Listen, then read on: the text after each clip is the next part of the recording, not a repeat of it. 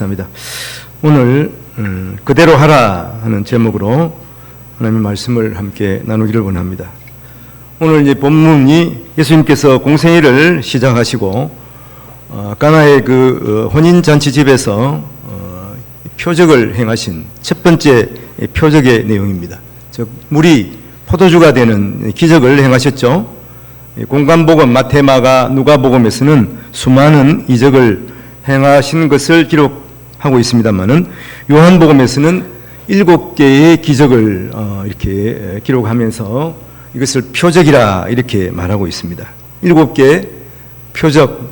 저번 시간에 말씀을 드렸는데 요한복음을 보면서는 7개의 표적은 좀 기억을 하시면서 요한복음을 읽으시면 더 잘 이해가 됩니다. 어떻게 말씀을 드렸습니까? 제일 가운데 네 번째를 먼저 기억하면 앞뒤 3개씩 기억하기가 쉽습니다.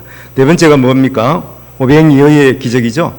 그리고 오늘 본문에 보면 제일 먼저 물이 포도주가 되는 이런 표적을 보셨고, 그 다음에는 무엇입니까? 왕의 신하의 아들을 고쳐주시는 또 예수님이십니다. 그리고 그 다음에 우리가 잘 아는 대로 38년 된 병자를 고쳐주시죠. 베데스다 연못가에서 고쳐주신 이 3개가 오병이어의 앞에 있는 내용이에요. 그 다음에는 이제 예수님께서 물 위로 그러시는 그런 내용이고, 그 다음에 뭐죠? 그 다음에 이제 맹인을 고쳐주시는, 그 눈을 보게 하시죠. 그 다음에 우리가 잘 아는 나사로를 살려주시는, 죽은 나사로를 살려주시는 이러한 표적이 7가지가 기록이 됐습니다. 이 표적들은 사실은 예수 그리스도가 하나님의 아들이심을 드러내고 우리가 그것을 믿음으로 영생을 얻게 하시기 위해서 이렇게 기록해 놓으신 것입니다. 오늘 이 본문을 보면서 생각나는 이제 시인이 한 사람이 있습니다. 그 시인 이름이 바이런 하는 사람인데 들어보신 적이 있을 거예요. 바이런 시인. 영국의 대표적인 낭만파 시인이기도 합니다. 케임브리지 대학을 다녔는데 케임브리지 대학교 3학년에 재학 중일 때에 신학 그 과목 학기말 고사 논술 시험 주제로 이런 제목이 있었습니다. 예수님께서 물로 포도주로 만드신 기적에 담긴 종교적이고 영적인 의미를 서술하라. 이런 이제 문제가 나왔어요. 한번 넘겨보십시오. 그러니까 이 바이런이 여기에 대해서 이렇게 적었습니다. 물이 그 창조주를 뵙고 얼굴을 붉혔도다. 너무나 간단하죠. 영어도 보면 간단해요. Water so is great and brassy 하는 건 붉게 된다 하는 말이거든요. 근데 이제 다른 사람들은 어떻습니까? 거기에 대해서 논문을 쓰지 않겠습니까? 시험이니까. 하여튼 한 서너 장씩 써요. 우리도 보면 신학교 다닐 때 시험하면 많이 쓰면 점수가 좋거든요. 근데 놀랍게도 바이런은 이제 여기서 최고점을 받았다, A+를 받았다고 이렇게 기록했습니다. 이건 사실인지 아닌지는 모르겠습니다만은 하여튼 이런 얘기가 있습니다. 그리고 이 지명 가나를 소개하면 생각나는 일이 있습니다. 2008년도 베이징 올림픽인데요. 그때 자막으로 밑에 나왔어요. 베이징 올림픽에서 MBC인가 하여튼 방송국에서 가나 예수님께서 물이 포도주가 되게 하신 곳입니다. 이렇게 자막이 한번 나온 적이 있습니다. 참 우픈 얘기죠. 웃긴 얘기이긴 하지만 한편 또 이렇게 모를 수가 있나, 공영방송에서 이렇게 이런 자막을 보낼 수가 있나 이런 생각이 듭니다. 실제로 이제 그렇게 들었던 생각이 납니다. 그래서 이 가나라는 나라는 아프리카에 있죠. 그리고 예수님 물이 포도주가 되게 하신 이곳은 지금 이스라엘 갈릴리 호수라고 하지 않습니까? 갈릴리에서 하여튼 그 부근에 있는 그러한 작은 동네이기도 합니다. 사도 요한은 이것을 예수님이 행하신 첫 번째 표적이라 이렇게 11절에서 말하고 있죠. 11절에 보면 예수께서 이 첫 표적을 갈릴리 가나에서 행하여 그의 영광을 나타내심에 제자들이 그를 믿으니라 그렇게 되어 있죠. 그러니까 이 표적을 행하신 것은 무엇입니까? 그 표적을 보고 예수님을 믿게 하기 위해서 이 7가지 표적을 특별히 선별해서 이 사도 요한이 기록한 것이다 하는 것입니다. 표적 행하신 목적을 생각하면 그 표적이 목적이 아니에요. 그 목적은 무엇입니까? 그 표적을 기록한 목적은 예수님을 믿게 하기 위해서 분명히 기록한 것이다, 이런 것이죠. 그래서 저번 주에도 말씀을 드렸습니다마는 요한복음 20장 30절 31절에 예수께서 그 제자들 앞에서 이 책에 기록되지 아니한 다른 표적도 많이 행하셨으나 오직 이 7가지를 기록한 것은 너희로 예수께서 하나님의 아들 그리스도이심을 믿게 하고 또 너희로 믿고 그 이름을 힘입어 생명을 얻게 하려 함이니라 하는 것입니다.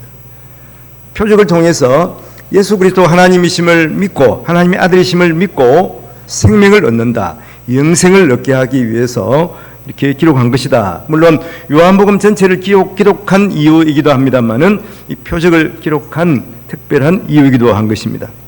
가나의 혼인잔치, 물이 포도주가 되게 하신 이 표적은 바로 우리가 예수 그리스도께서 행하신 이 표적을 통해서 예수 그리스도가 하나님이심을 믿게 하기 위해서 그렇습니다. 오늘 특별히 7가지 표적 가운데 이 첫 표적 가나의 혼인잔치에서 물이 포도주가 되게 하신 이 표적의 의미를 한번 생각해 봐야 하겠습니다. 여러분, 혼인잔치 얼마나 기쁜 날입니까? 이 선남 선녀가 이 새로운 그러한 삶을 시작하는 그러한 날이지 않습니까? 어떤 날보다 더 기쁘고 즐거운 날이어야 합니다. 특별히 다른 외경에 보면, 성경이 아닌 다른 여하튼 기록한 것에 보면 이 가나의 혼인잔치 집이 마리아의 동생, 예수님을 낳으신 마리아의 동생 이름이 살로메예요. 살로메의 집이었다, 이렇게 기록하고 있고, 그 다음에 결혼하는 신랑이 이 요한복음의 저자인 요한이 아니겠느냐, 요한 자신이라고 말하고 있기도 합니다. 이렇게 흥이 개호야 하지만은 그러나 말 못할 고민이 생겼습니다. 사흘째 되던 날은 이 가장 이제 그 혼인 잔치의 클라이맥스에 해당되는 그러한 날입니다. 그 날에 해필이면 포도주가 떨어졌어요. 포도주는 많이 준비를 했겠지만 사람들이 많이 왔던 연고일 것입니다. 그러니까 더 흥겨워야 되겠죠. 근데 포도주가 없습니다. 이렇게 되면 혼인 잔치집은 파장이 되는 거예요. 손님 대접을 잘 못한 그런 집안으로 낙인이 찍히게 되기도 합니다. 정말 당혹한 순간이죠. 근데 오늘 본문에서 보면 정말 다행인 것은 무엇입니까? 그 잔치집에 예수님이 초청을 받았다고 하는 것이죠. 예수님이 거기에 참석하셨다는 것이죠. 그러므로 어떤 문제가 있더라도 예수님께서는 그 문제를 해결하실 수가 있다고 하는 것을 먼저 우리가 생각하게 됩니다.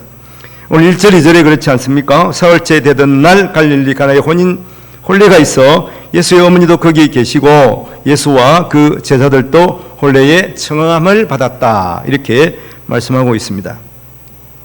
가장 흥겨워하는 그러한 상황 가운데 우리의 삶도 그렇죠. 가장 기쁘고 즐거운 그 순간에도 결핍이 있게 마련입니다. 그런 상황에서도 또 우픈 경우가 생기는 것이죠. 이런 문제가 있을 때 더욱더 어려운 상황이 발생하기도 하는 것입니다. 그런 때에 주님이 함께 계시면 그 문제가 해결될 수가 있다고 하는 것입니다. 성경에서 예를 들어보면 누가복음 8장 23절 24절에 보면 행선할 때에, 이것은 예수님께 배를 타고 가신다는 말이에요. 행선할 때 예수께서 잠이 드셨더니 마침 광풍이 호수로 내리침에 배에 물이 가득하게 되어 위태한지라 제자들이 나와 깨워 이르되 주여 주여 우리가 죽겠나이다 한데 예수께서 잠을 깨사 바람과 물결을 꾸짖으시니 이에 그쳐 잔잔하여 지더라, 이렇게 기록하고 있습니다. 우리가 주여 죽겠나이다 그렇지만 그게 예수님이 계시니까 예수님께서 바다도 잔잔하게 하신 것이죠. 여러분, 인간의 능력이 끝나는 곳, 그곳에서는 아무 소망이 없는 그러한 상황이지만 그곳이 바로 하나님의 능력이 시작되는 곳이다 하는 것입니다. 오늘 이 표적에서도 분명하게 보여주고 있습니다. 물이 포도주가 되게 하는 능력, 아무나 행할 수 없는 능력이죠. 그러나 온 세상을 창조하신 하나님의 능력 앞에서는 물이 포도주가 되는 것이 아무런 문제가 되지 않습니다. 그러면 우리가 창조주 하나님의 능력을 믿을 때 주님의 모든 역사하심을 믿게 되는 것입니다. 이 성경이 사실인 것을 믿게 되는 것이죠. 성경에 나타나는 여러 가지 기적들이 분명히 하나님께서 행하신 것을 알게 되는 것입니다. 그리고 우리 삶의 역사하시는 하나님을 믿고 또 우리가 살아갈 수가 있게 되는 것이죠. 우리를 사랑하셔서 이 땅에 오신 예수 그리스도, 특히 동정녀 마리아를 통해서 이 땅에 태어나신 예수 그리스도의 성육신을 우리가 분명하게 믿을 수가 있는 것입니다. 특별히 우리를 사랑하셔서 우리를 죄에서 구원하시기 위해서 십자가에 못 박혀 돌아가신 예수 그리스도를 믿게 되는 것이죠. 그러면 예수 그리스도께서 흘리신 보혈을 통해서 우리의 모든 죄를 씻어주신 것을 믿게 되는 것이고, 그리고 죽은 자 가운데서 부활하신 예수 그리스도를 믿을 수가 있는 것입니다. 예수 그리스도께서는 죽음을 이기셔서 부활의 첫 열매가 되셨기 때문에 우리는 바로 그 다음 열매들이 되는 것을 우리가 분명하게 믿게 되는 것이죠. 그리고 구름 가운데 승천하시고 예수님께서 말씀하신 대로 내가 가는 그대로 다시 오시겠다 천사들을 통해서 약속하셨잖아요. 이와 마찬가지로 다시 오실 예수 그리스도를 소망하면서 살아갈 수가 있게 되는 것입니다. 지금 예배하는 이 자리에 창조주 하나님과 또 우리를 죄에서 구원하신 구속주 예수 그리스도의 성령 하나님께서 함께 하시는 줄을 우리가 믿을 수가 있게 되는 것입니다. 창조주 하나님의 영, 또 구속하신 예수 그리스도의 영의 임재를 우리가 믿으면서 이 시간 하나님 앞에 예배하게 되는 것입니다. 눈으로 보이지 않지만 이 시간 성령 하나님 우리와 함께 하심을 믿으시기를 바랍니다. 이 자리뿐만 아닙니다. 우리의 모든 곳에서 우리와 함께 하시되 우리 안에서 지금 성령 하나님께서 역사하고 계시는 것입니다. 이럴 때 우리는 날마다의 삶이 사실은 기적이며 은혜요 감사가 되는 것입니다. 우리가 숨쉬는 그 한순간순간도 그것이 당연한 것이 아니요 하나님의 은혜이심을 알고 감사할 수밖에 없는 것입니다.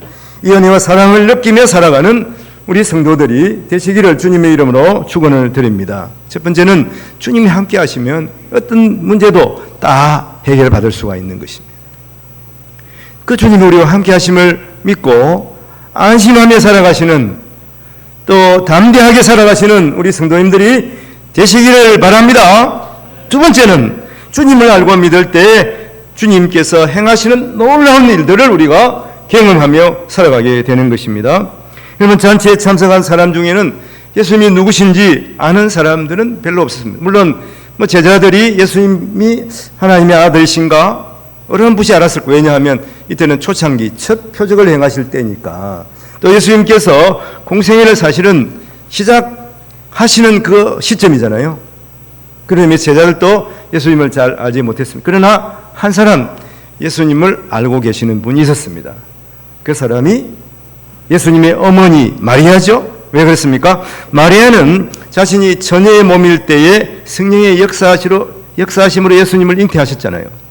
그리고 예수님을 잉태한 그 모든 상황과 또 예수님을 낳을 때에 그리고 천군 천사들과 더불어서 들의 목자들이 와서 경배하는 것을 보았습니다. 동방 박사들이 와서 예물을 드리는 것을 그가 분명히 보았습니다. 그러므로 예수 그리스도가 하나님의 아들이심과 메시아이심을 아는 사람이었습니다. 마리아는 알고 있었습니다. 그래서 그 당혹한 순간에 그가 부탁할 사람은 예수님밖에 없었어요. 3절에 보면 포도주가 떨어진지라 예수의 어머니가 예수에게 이르되 저들에게 포도주가 없다 하니, 이렇게 되어 있습니다. 포도주가 없다 하니 예수님 도와주세요 그러는 것이죠. 가장 중요한 사항은 예수님 우리와 함께 하시잖아요. 그러면 그 예수님이 누구신지 알아야 되죠. 예수님이 하나님의 아들, 바로 하나님이시고 바로 하나님이신 것은 창조주 하나님이심을 알아야 돼요. 그리고 누구보다도 우리를 사랑하시는 분이신 거 알아야 돼요. 우리를 대신에 십자가에 죽기까지 하셨잖아요. 그 예수 그리스도의 영이 우리와 함께 하시는, 우리 가운데 계시는 거예요. 그래서 우리는 언제나 무슨 문제가 있을 때마다 누구를 찾아야 됩니까? 예수님을 찾아야 돼요. 성령 하나님을 찾아야 돼요. 예수님을 기도해야 돼요. 기도하면 예수님이 우리 모든 것을 아시고 또 어떤 문제도 다 해결해 주시는 분인 것을 알아야 됩니다. 예수님 우리와 함께 하시는데 다른 사람에게 부탁을 하고 다른 사람에게 막 사정사정하고 그래서 되겠습니까? 예수님이 제일 부자인데 예수님이 어떤 문제도 해결할 수 있는 능력 많으신 분인데도 불구하고 그 예수님을 잊어버리고 사람들에게 쓸데없이 부탁하고 그러면 안 되는 거예요. 하나님이 부탁하는 게 뭡니까? 그게 기도입니다. 기도의 자리에서 한번 부르짖어 하나님 앞에 간절히 기도해 보십시오. 하나님 우리 기도를 여러분 외면한 적이 한 번도 없어요. 사람은 몇 번 가면 이거 또 저 사람 또 왔네 외면하기도 합니다만 그러나 우리 주님은 절대로 우리를 외면하지 않으신다니까요. 여러분 그걸 경험해 보지 못했습니까? 기도해 보십시오. 진심으로 기도해 보십시오. 진심으로 기도해 보지도 않고 하나님 내 기도 안 들으시는 것 같아. 이건 아니잖아요.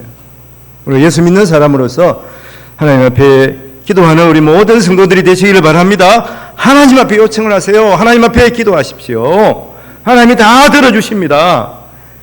예수 믿는다고 하면서 교회에 나와서 하나님 말씀을 들으면서도 하나님 앞에 요청하지 않고 우리가 어떻게 하나님을 믿는 사람을 할 수가 있겠습니까? 예수 믿는 사람에게는 우연이 없습니다. 모든 일을 통해서 하나님께서 역사하시는 거예요. 모든 일은 하나님께서 다 우리에게 허용하시는 거예요. 그럼 마가복음 5장에 보면 예수님께서 회당장 야이로의 딸을 살려주십니다. 죽은 자라도 살리시는 예수님이에요. 거기 보면 자기 이제 딸이 죽을 병이 걸렸잖아요. 그래서 예수님께 와서 예수님 고쳐주세요 그랬어요. 예수님께서 그래 가서 고쳐줄게 그랬는데 가시다가 또 다른 병든 사람을 만나는 겁니다. 헬루병 12년 동안 걸린 여자를 만나는데 그 사람들이 막 외워싸서 예수님을 막 옹호하고 가는 거예요. 근데 예수님께서 그냥 가시면 되는데 누가 지금 내 옷을 만져가지고 그 병이 나은 사람이 있다. 예수님이 그러시는 거예요. 그러니까 베드로가 그걸 보고서 예수님 사람들이 이렇게 많은데 막 밀고 하는데 그걸 어떻게 알겠습니까? 그냥 갑시다. 예수님 아니야. 그러면서 예수님께서 내 능력이 나갈 것을 예수님께서 이제 말씀하시는 거예요. 그러자 이제 혈루증 걸린 여인이 거기서 예수님 내가 12년 동안 혈루증이 걸렸는데 예수님 옷자락을 다 만지면은 내 병이 나을 것 같아가 예수님 옷자락을 만졌습니다. 근데 내 병이 다 나았습니다. 왜 예수님 그 지체를 하셨을까요? 그 여인은 12년 동안 혈루증이 나았지만 그 영혼은 어떻습니까? 그 영혼도 예수님께서 고쳐주시기를 원해요. 근본적인 문제를 예수님께 치료해 주시는 거예요. 그래가지고 이제 집에 가니까 그 길에서 지체를 했기 때문에 그 회당장 야이로의 딸이 죽었습니다. 이제 예수님 오실 필요가 없어요. 사람들이 생각할 때는. 나 지금 그래도 살아있을 때 숨을 쉬고 있을 때 와서 고치지 이제 죽었는데 어떻게 죽은 사람을 고치겠냐. 근데 예수님 뭐라고 합니까? 아니야. 마가복음 5장 36절에 보면 예수께서 그 하는 말을 끝에서 들으시고 회당장이 이르시되 두려워하지 말고 믿기만 하라. 근데 예수님 먼저 딸이 죽었으니까 끝에 있을 필요가 없지 않습니까? 그랬지만 예수님은 두려워하지 말라. 믿기만 하라는 거예요. 그러면서 예수님께서 하시는 말씀이 달리다굼. 그 소녀가 가가지고 달리다굼 그 한마디에 죽은 사람이 일어나는 거예요. 소녀야 일어나라 하는 거예요. 예수님께서 말씀하시면 죽은 사람도 듣는 거예요. 죽은 사람도 듣고 예수님의 말씀에 순종하는 것입니다. 일어나라 하니까 죽은 사람도 일어나는 거예요. 에이 설마. 오늘 본문에도 그렇습니다. 그래서 예수님께서 두 번째 표적을 어떻게 행하십니까? 예수님께서 두 번째 표적을 내일 본문인가요? 내일 모레 본문이 거기 보면 어떤 그 왕의 신하의 아들이 이제 병이 들렸어요. 죽게 되었습니다. 그래서 왕의 신하가 와가지고 예수님 우리 집에 와서 우리 죽어가는 아들을 고쳐주세요. 그랬습니다. 예수님께서 네 아들이 살았다 그러거든요. 이제 예수님께서 그 말을 하신 곳은 가나예요. 근데 이 왕의 신하의 아들은 어디에 사냐면 가버나움에 있어요. 그래서 예수님께서 가나에서 가버나움 와가지고 고쳐달라는 거예요. 근데 예수님께서 뭐라 그럽니까? 네 아들이 살아났다. 그래서 이 하인이 이 왕의 신하가 부랴부랴 자기 집에 쫓아가 봤겠죠. 가나에서 이제 가버나움까지 먼 거리는 아니지만 쫓아가서 보니까 예수님께서 네 아들이 살았다 하는 것이 자기 아들이 하여튼 열병이 다 물러가고 이렇게 일어나서 살게 됐다 하는 것이. 예수님은 어떤 분이십니까? 멀리서도 다 아시고 고쳐주시는 분이에요. 우리는 그 예수님을 어떻게 믿습니까? 우리의 생각대로 내 어떤 모습으로 그 하나님의 능력을 재단하고 있지는 않는가 하는 것이죠. 하나님 못하실 일이 없으신 것을 알아야 하는 것입니다. 그래서 우리가 하나님 앞에 구해야 하는 것이 믿음으로 구할 때 하나님께서 고쳐주시는 것입니다. 하나님께서 왜 가다가 지체했을까요? 물론 혈증 걸린 여인을 더 고쳐주시고 또 그 영혼을 하나님께서 또 구원하시기 위해서 그랬지만 더 큰 일은 무엇입니까?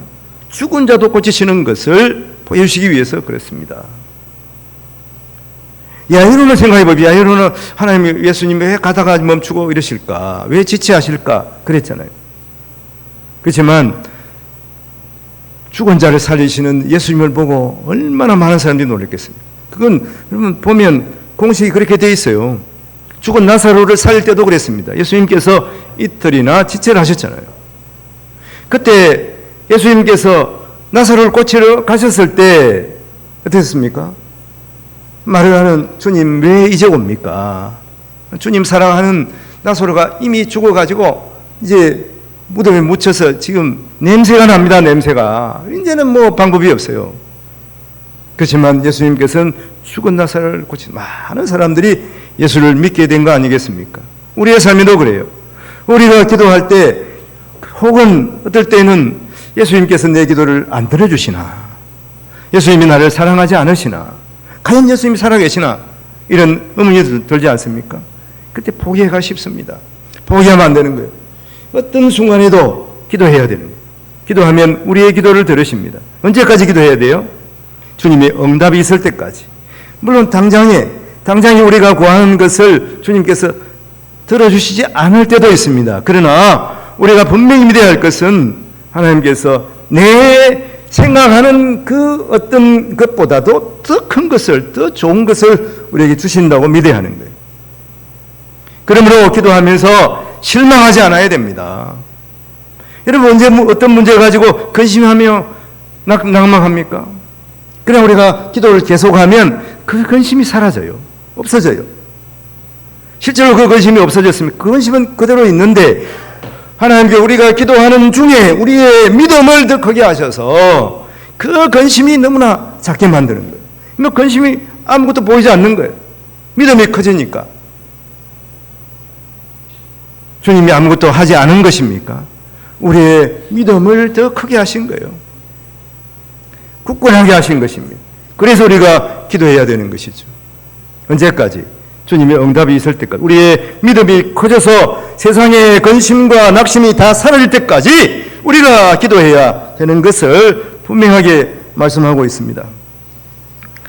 성경에는 여러 가지를 우리에게 말씀합니다. 우리가 또 우리 자신을 위해서 기도하지만 또 다른 사람들을 위해서도 기도해야 되는 것입니다.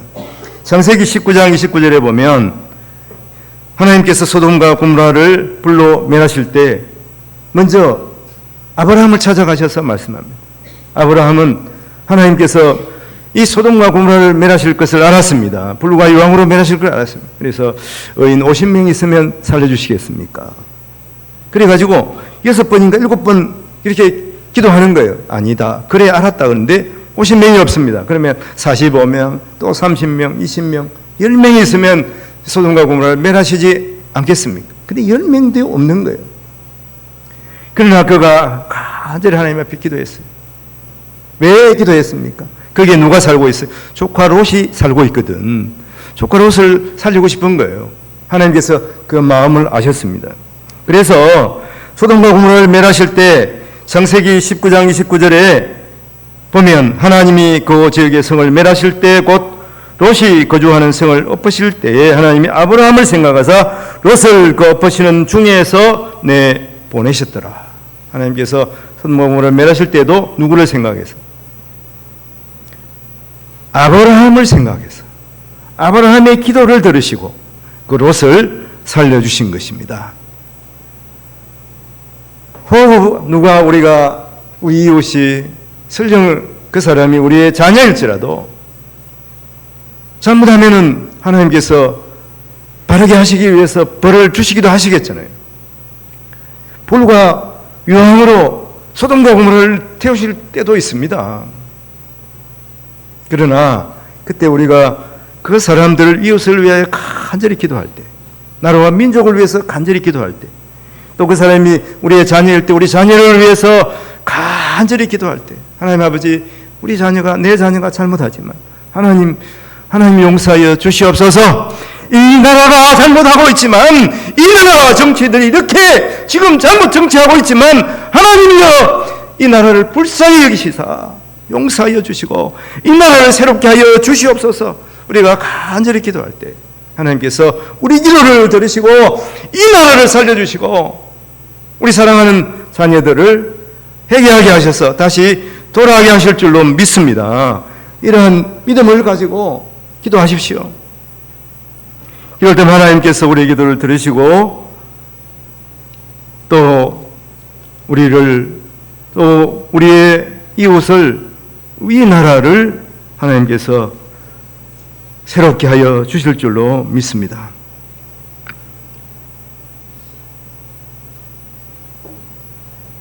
인생에 어떤 문제가 있습니까?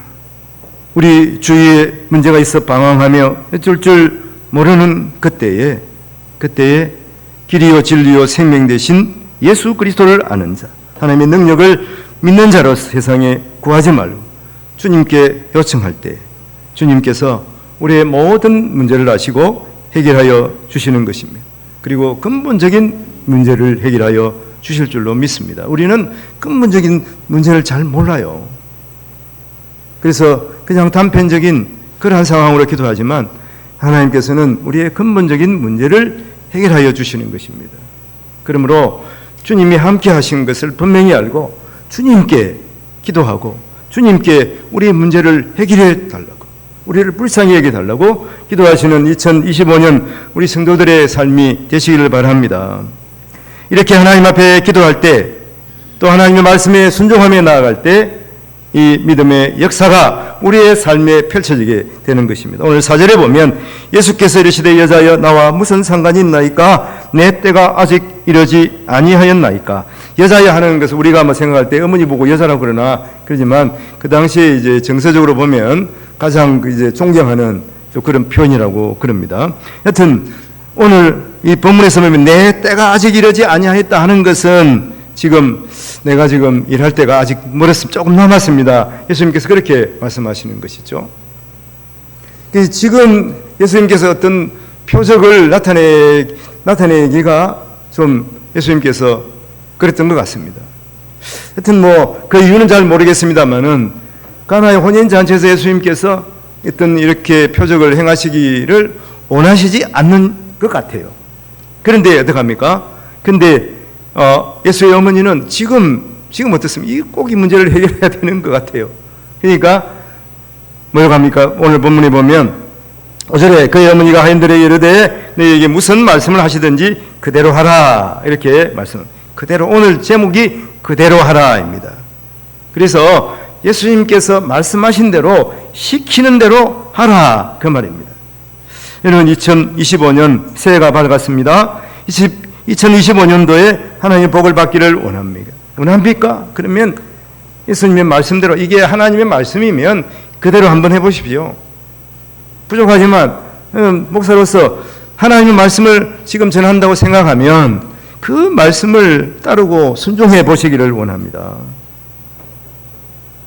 그것은 주일 예배를 잘 드리는 것입니다. 하나님 기뻐하시는 일이지 않겠습니까? 한 번이라도 하나님께서 기뻐하시는 일이다 생각하고 따라서 순종하며 한번 살아보는 2025년 되기를 바랍니다. 여러분, 2024년도를 한번 생각해 보십시오. 혹시 하나님이 기뻐한 이 일들을 어떻게 행했습니까? 이게 생각이 납니까? 내 하나님께 이렇게 기뻐하신 일, 하나님 기뻐하신 일을 내가 행했어. 어떤 일이 있습니까? 하나님께서 기뻐하신 일을 생각해 보거나 하지도 않고서 왜 하나님 아버지 2024년도에 이렇게 일이 잘 안 풀렸습니까? 그래서 하나님 원망하신 적은 없습니까? 하나님께 전심으로 또 사람에게는 진심으로 행하는 한 해가 되기를 바랍니다. 2025년 되기를 바랍니다. 여러분, 물질 어려움이 있습니까? 하나님 앞에 나와서 요청해 보십시오. 간절히 기도해 보십시오. 기도하면 하나님께서 해결해 주실 줄로 믿습니다. 물론 그 물질로 내가 부를 쌓고 내가 어떻게 잘 살기를 원하는, 물론 그것보다는 우리가 보면 이 부자의 그 어리석은 기도 보잖아요. 그 일을 통해서 하나님의 일들을 저 감당하기를 원합니다. 이렇게 기도하면서 물질을 구해 보십시오. 그리고 하나님 앞에 이런 믿음의 11조를 드리시기를 바랍니다. 믿음의 11조는 하나님께서 우리에게 약속하신 거예요. 하나님의 11조를 드리면 네 창고를 비게 하지 않겠다. 쌓을 곳이 없도록 부어주시겠다고 하나님이 약속해 주셨어요. 그런데도 아직 우리가 온전한 11조를 하나님께 드리지 못한다면 우리 믿음이 약한 거 아니겠습니까? 하나님께 드릴 수 있는 그러한 믿음을 갖게 되기를 바랍니다. 오늘 6절 7절에 보면 거기에 유대인의 정결 예식을 따라 두세 통 드는 돌 항아리 6이 놓였는지라 예수께서 그들에게 이르시되 항아리에 물을 채우라 하신즉 아기까지 채우니. 하나님 물을 채우라. 아기까지 채운다는 건 온전히 순종한다는 말이에요. 마리아의 말을 듣고 온전히 순종한 하인들이 있었습니다. 그들은 예수 그리스도가 물이 포도주가 되게 하신 멋진 일을 순종함으로 경험할 수가 있었던 것이죠. 온전히 순종하는 자가 맛보는 이 포도주인 것입니다. 우리의 삶이 맹물같이 고달프고 힘든 그러한 삶입니까? 하나님 앞에 말씀 순종하며 살아갈 때 포도주 같은 짙은 은혜와 복을 우리가 경험하게 되는 것입니다. 간혹 보면 성공한 사람들이 있어요. 그 사람들이 어떻게 그렇게 성공했습니까? 물어보면 때를 잘 맞춰서 우연히 내가 그렇게 된 것 같습니다. 이렇게 말씀하는 사람, 물론 겸손해서 그렇게 말씀하실 수가 있습니다만은 중요한 것은 무엇입니까? 항상 우리는 하나님 믿는 사람은 하나님께서 함께하여 주셔서 하나님께서 도와주심으로 하나님께서 나에게 베풀어 주신 것입니다. 이렇게 고백할 수가 있어야 되는 것이죠. 9절 이후에 보면 연회장은 물로 된 포도주를 맛보고도 어디서 났는지 알지 못하지만 누가? 물떠온 하인들은 알더라. 이렇게 말합니다. 물떠온 하인들은, 순종한 사람들은 알게 되는 것입니다. 하나님의 말씀에 순종하며 살아가는 우리 성도들이 되시기를 바랍니다. 우리의 2025년 삶, 어떻게 보면 2024년도와 별반 다르지 않을 수도 있습니다만은, 그러나 우리 하나님의 말씀에 순종하고 나아가면 물이 포도주가 되는 근본적인 기적의 삶을 경험할 수가 있는 것입니다. 세상이 알 수 없는 또한 평강과 기쁨과 감사가 넘쳐나는 삶을 살아갈 줄로 믿습니다. 이 놀라운 은혜가 우리 온 성도들과 가정과 사업에 함께 하시기를 주님의 이름으로 축원합니다. 오늘 말씀을 정리해 보면 주님이 함께 하시면 어떤 세상의 장애물도 결코 문제가 될 수가 없습니다. 또 예수님을 알고 믿고 기도하며 또 하나님께 구할 때, 하나님께 요청할 때 어떤 문제도 하나님께서 아시고 해결해 주시는 분. 왜냐하면 하나님 우리를 사랑하시기 때문에 그렇습니다. 성도 하나님의 말씀을 믿고 순종함으로 하나님께서 행하시는 놀라운 표적을 보는 주인공들이 되시기를 주님의 이름으로 축원을 드립니다. 기도하겠습니다. 무소부재하시고 전능하신 하나님 아버지, 주님의 인재를 믿고 그 능력을 신뢰하고 주께 아뢰고 온전히 순종함으로 말미암아서 하나님께서 우리 삶에 행하시는 그 역사를 보며 힘있게 살아가는 2025년 우리 성도들의 삶이 되게 하여 주옵소서. 감사와 구리를 주에서 구원하신 예수님 이름으로 기도합니다. 아멘.